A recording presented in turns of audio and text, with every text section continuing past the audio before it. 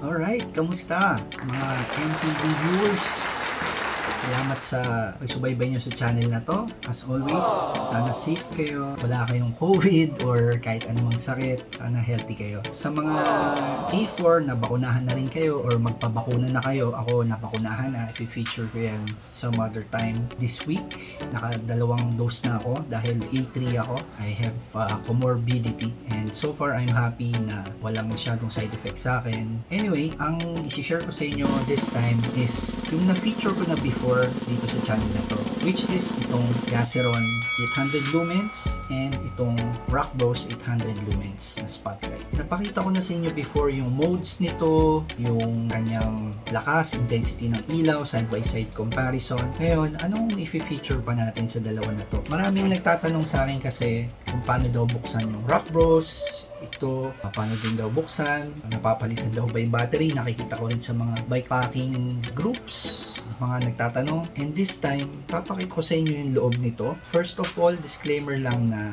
hindi ko kayo ini-encourage na buksan yung ilaw ninyo, or kung bubuksan nyo man, do it at your own risk, okay? So wala akong kasalanan dyan kung masira niyan, pero kung gusto nyo buksan at your own risk, papakita ko sa inyo kung paano buksan itong dalawang ilaw nito. Itong Gaciron lang, kailangan nyo lang ng tools.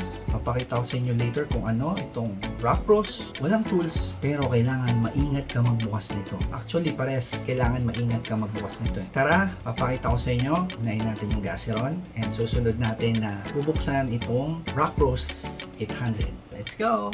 Alright guys, bubuksan natin itong dalawang lights na to. For now, we're going to start with the Gaciron 800 lumens. Yung model is V9C800. Parang mabuksan nyo to, you need, para mabuksan to, you need star screw. Ayan. Kung wala kayo nun, hindi nyo mabubuksan to ng matino. Tingin ko may nabibili naman to sa Lazada, star screw. Pakita ko sa inyo yung sample. Ito yung mga pambukas nila ng cellphones. Ayan yung ano niya. Hindi makita. Ayan. Pero sa picture, ganito yung itsura niya. Ayan, kailangan nyo yung pinakamaliit. Umpisahan natin. Buksan natin to. Ayan, dahan-dahan lang. This one. Napakita ko sa inyo yung loob. 2, 3. Ayan. So, natanggal na natin. Tatanggal ba natin to ng matino? Kailangan natin itong sundutin. Hindi rin kaya ng alog. Kaya lang. Gamit tayong kutsilyo. Ano ko pa ito natanggal last time?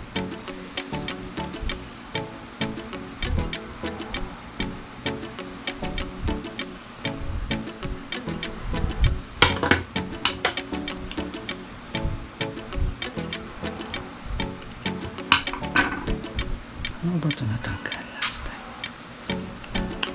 Yun. Alright. So, ayan. Nakikita nyo yung battery. Tanggalan natin yung takip, which is plastic cap lang to.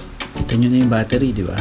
Tapos, try natin hilain palabas to. Sundutin natin palabas itong battery.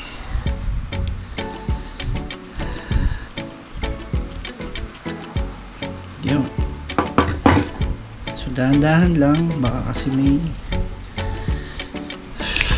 ayun, natanggalan na natin yung battery. Okay, ayun, makikita nyo yung circuit. Hindi na natin tatanggalin to, pero important lang na malaman nyo na itong battery nya is specifically wired para dun sa kanyang circuit. Pero hindi ko na rin tatanggalin to. Ang nangyari lang naman dito is ito yung pinaka-connector niya sa main circuit. In case siguro masira yung battery nyo, pwede nyo gayahin yung baklasin nyo to. Kung sira na yung battery nyo, I don't want you to experiment on this na maayos naman yung lights nyo. So I'm just showing you yung inside in case talagang sira na yung ilaw nyo at gusto nyo kalikutin. Okay? Try this at your own risk. So yun yung laman niya. Ayan. Kung paano ibalik, madali lang naman. Ito, spacer lang to. Itong parang naka-glue gun na plastic para hindi dumikit yung dulo ng battery dun sa mainboard ng ilaw. Ayan. Babalik na natin. Ayan. Hindi ko na rin siguro pipilitin to. Baka masira ko pa. Balik natin. Yan, nakakabit na ulit. Pasok lang natin to. Power cable. Yan. Yan. So, gumagana pa din. At kakabit na natin ulit to.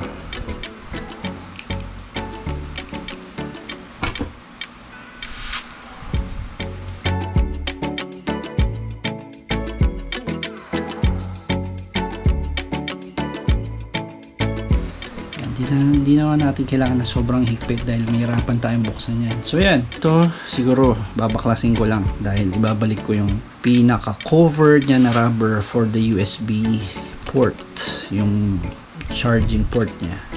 Ay patay, mukhang mahirapan ako tanggalin tong isa. Nabilog na. May tayo mas malaki. Sana makuha pa na ito mas malaki. Yun, nakuha.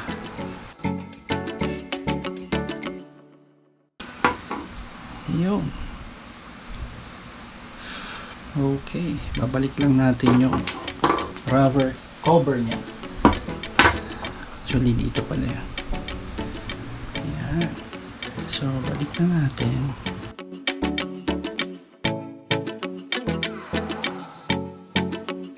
Ayan, naibalik ko na tong cover ng USB port. Hirap lang tong ikabit, hindi ko alam kung bakit. Okay, yan yung loob ng Gaciron. So nakita nyo na medyo tricky lang yung pagpalit niya ng battery. If papalitan nyo kung sakaling sira na dahil yung power cable niya nakabalot doon sa battery. Pero at least alam nyo na removable yung battery niya. Next natin is yung Rockbros. Right, next is itong Rockbros 900 lumens. Unlike yung Gaciron na may screw, ito wala itong screw. Itong Rockbros ito may screw. Ito, paano ito buksan? Ang dami nagtatanong sa akin nito. Nung una hindi ko rin alam, pero madali lang siyang buksan. Nakikita nyo to, yung itong may guhit sa likod, saka sa harap. Diyan nyo siya bubuksan. Alright. Yan. Hitin nyo lang siya. Yan na, yung isa. Yan, makikita nyo. Ito rin. Mas maigpit.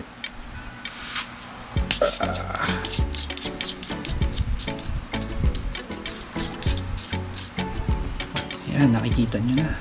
So, ito siguro ano pa tayo dito?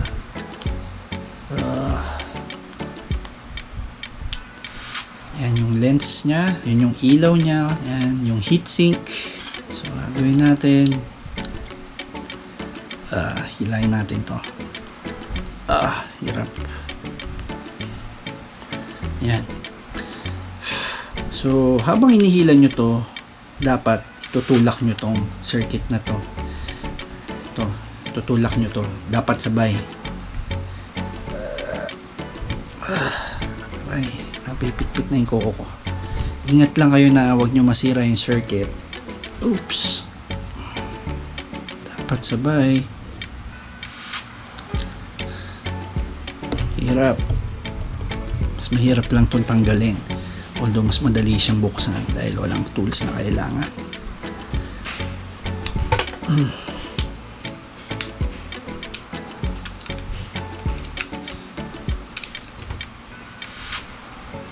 Huwag nyo bibiglain ha. Sasabihin ko sa inyo kung bakit di nyo dapat binibigla.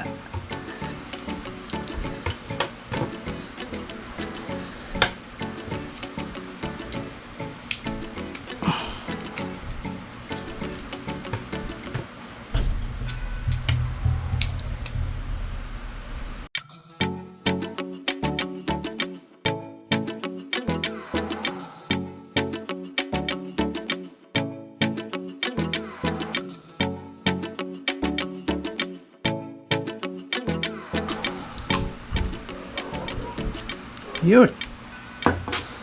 Alright. Kita nyo ng raw.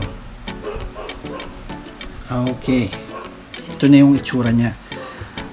Bakit may tape dito? Nabuksan ko na to yung first attempt ko. And hindi ito yung duct tape. Duct tape kasi nilagay ko. Ang nakalagay dito before is scotch tape lang. Mga scotch tape. Yan lang yun. So, explain ko lang kung bakit dapat dahan-dahan nyo siyang tinutulak habang hinihila nyo yung likod. Kasi nung una kong bukas nito, ang ginawa ko dun sa likod, hinila ko lang ng diretso. Naputol to. Naputol tong pagkakabit niya sa main circuit board.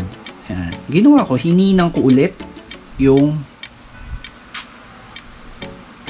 kable nitong LED niya pabalik doon sa circuit board. So, meron akong tools. Kung di kayo marunong maghinang, paggawa nyo to sa marunong. So, explain ko lang tong parts nung ilaw nitong Rockbros. Ito yung main circuit board. Ito yung power button. Ayan.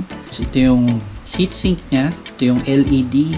Ito yung case niya na nag-hold ng battery, ng ilaw, ng heatsink sa ng circuit board. Ito yung kanyang lens. Pag inon nyo to, yan, huwag nyo hahawakan to. Dahil yung heatsink, kung hindi kayo maalam sa electronics, ang heatsink, ang ginagawa niya, ina-absorb niya yung init ng gagaling doon sa ilaw. Yan. So, nag-absorb siya ng init. Pag inon nyo to at hinawakan nyo to, mapapasok kayo. So, yun yung isang feature na itong Rockbros. Meron siyang heatsink, pang-dissipate ng heat, pambawas ng heat para hindi ma-overheat yung ilaw ninyo. Papakita ko lang na itong battery, nakahinang din siya. Ayan. Yung dulo ng mga battery, nakahinang siya dun sa circuit. And nakaipit sa gitna itong plastic. So, kung gusto nyo magpalit ng battery, gagawin nyo lang. Kunwari, sira na. Ito, hihinangin nyo lang sa part na to. Yan. Oops, nahulog ulit. Yung replaceable ang battery. Ang battery nito, I think, is parehas nung nandun sa ginagamit ng mga nagbe-vape. Forgot the specifics. Pero, ito yata yung 18650 ba? I forgot. So, balik na natin siya. Yan. So, kung paano siya ibalik, papakita ko sa inyo. Yan. Tapos, dahil yung pindutan niya nandito, kailangan tatapat nyo siya. Yan. Dyan. So, dahan-dahan na natin siyang ibabalik. Yan. Meron din naman siyang guide. Itong plastic na to. Yan. Ito yung guide niya. Itong dulo. Okay. Dahan-dahan lang. Dahan hindi nyo madamage yung circuit board. Kailangan pasok siya. Yan. Ito lang.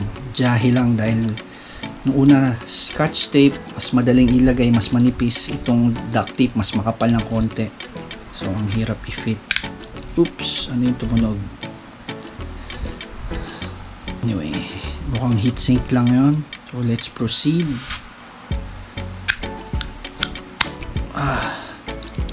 Check lang natin. Oh, gumagana pa. Tapos, balik natin tong lens. Yan, nag-lock na. Tapos ito. Tapos ito.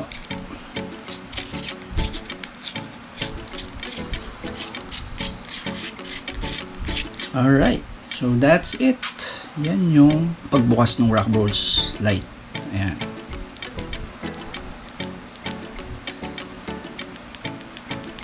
Ayan, okay pa din. So, again, kung hindi naman sira yung ilaw nyo or hindi naman sira yung battery nyo, don't do this. So, if you're going to do this, do it at your own risk. I'm not encouraging you. I'm just showing you kung paano in case na nagka-problema kayo sa ilaw nito. Alright? Ayan.